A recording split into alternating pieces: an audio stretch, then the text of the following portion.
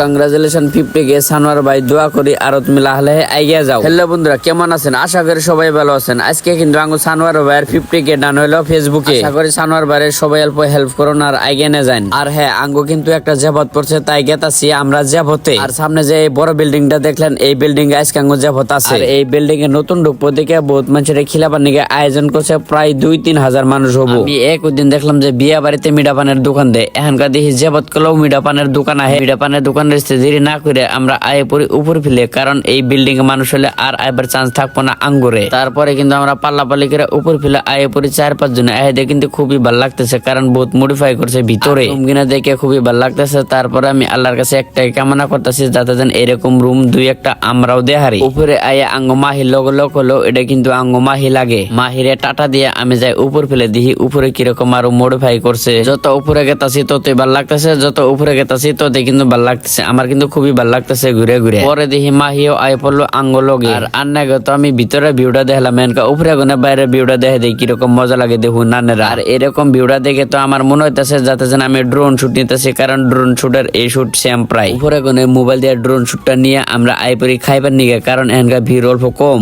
তারপরে আমরা এক সাইড দিকে বয়ে পরি খাইবার নিগে। এনে কিন্তু নাস্তারও আয়োজন করছাল, পায়েসেরও আয়োজন করছাল। পায়েস খাইলাম না, কারণ আঙ্গর কাছে মিঠা বস্তু অত একটা ভালো লাগে না। অল্প কটা মাংস দিয়ে খাইয়ে আই পরি বাড়ি ফিলে। খাওয়ার গ্রুপে কিন্তু এক গ্রুপে এতটি করে মানব হয়েছে, এরকম গ্রুপ কমসে কম 15-20টা হয়ে গেছে, আরো 4-5টা হবো বাকি রয়েছে। আর আজকের ভিডিও এই তুই love you, I love you. ভালো লাগলে ফলো করেন।